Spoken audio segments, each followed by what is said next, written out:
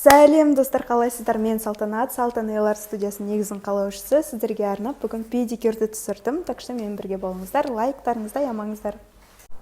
Ал кеттік, бізде мынандай педикюр, кішкене мозолі бар екен мына жерде, оны қазір аппаратпен алып тастаймыз. Бірінші очередь бізге тырнақты пилить етіп формасын шығарып алу керек. Педикюрдің формасын шығарған кезде обязательно төрт бұрышты болу керек, ешқандай овал болмау керек. Жан-жағын пилить еткен кезде вросший деген содан пайда болады. Сондықтан тек қана төрт бұрышты қылып істейміз. Аяқтың тырнағын пилить етіп аламын, өйстіп жан-жағын. Мынандай овал болмау керек көрсетіп отырмын мына жерде де, мысалы айтып. Бүгін біз только спереди деген педикюр орындаймыз, яғни суға салмай, құрғақтай осылай маникюр сияқты, аппаратный комби маникюр орындаймыз. Сол сияқты тек қана тырнағын ғана, кутикуларын ғана обработать етіп, алдынан ғана педикюр жасап шығарамыз. Ол өте ыңғайлы, егер өкшесі таза болса, уақытын экономдағысы келсе, болмаса ақшасын экономдағысы келсе, осылай өкшесін үйінен тазалап келеді, алдын сіз салонда болмаса үйде жасап бересіз. Осылай мен қазір апельсиновый палочкамен итеріп жатырмын, кожасын аккуратно ауыртпай.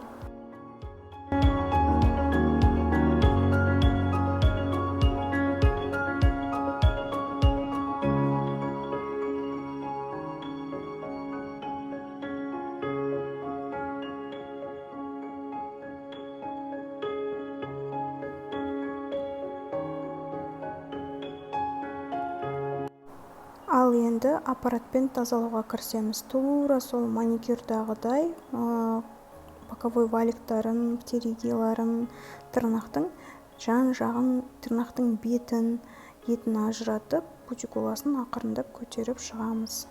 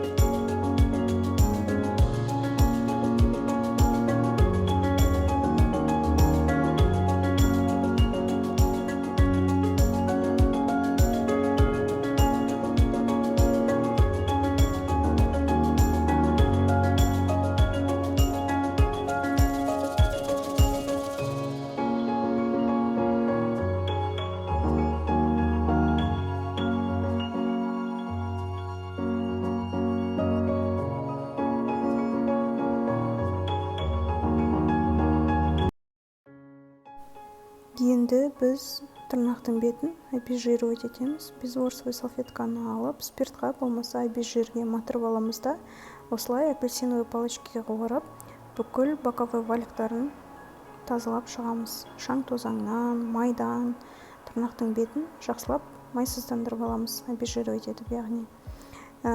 Тырнаққа дегидратор, жаңағы ультрабонд, праймер дейді, соны жақсаңыздар да болады, жақпасаңыздар да болады. Мен жақпай істеймін, қазір бірден базаға көшемін. Естеріңізге сала кетейін, аппаратный педикюр орындадық. Бұл біз бұл жерде суға салмай, классический обрезной қылмай, тек қана аппаратпен тазалап алдық.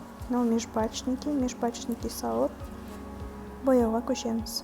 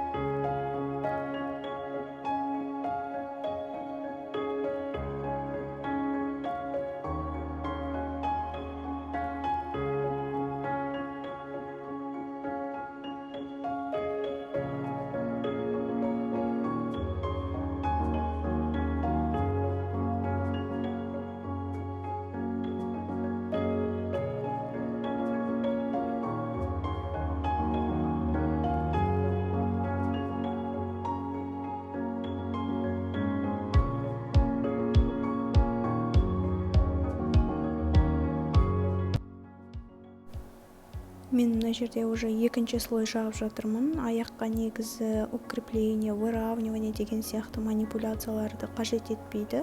Тек қана бір тырнағы сынып, болмаса формасы келмей қалған болса, ремонт жасап беріп, қалпына келтіріп берсе болады тырнақты.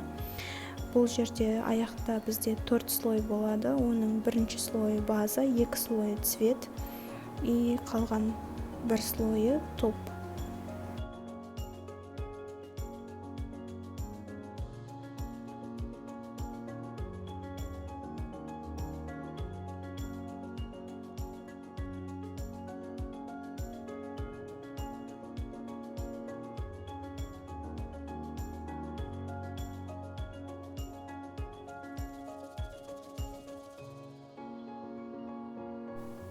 Аяқтың тырнағының ұзындығы өте қысқа болады, сондықтан ұш жағына жағып қалса, осылай апельсиновый палочкамен, болмаса абажурға батырылған, спиртқа батырылған кисточкамен, болмаса безволожковый салфеткамен тазалап алсаңыздар болады.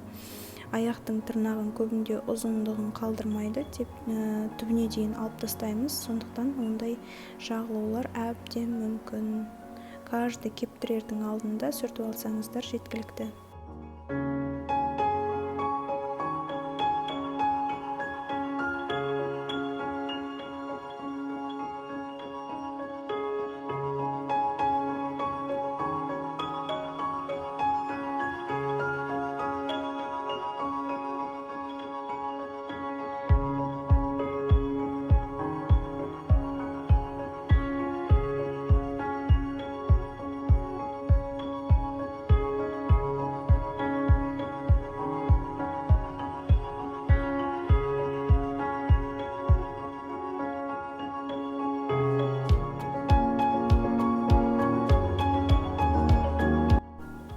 Мен бітірдім. Ендігі кезек майда кутикуланы кескен жерінің бәрін майлап шығуым керек. Кутикуланы питать ету үшін. Осымен біздің педикюр бітті, аяқталды.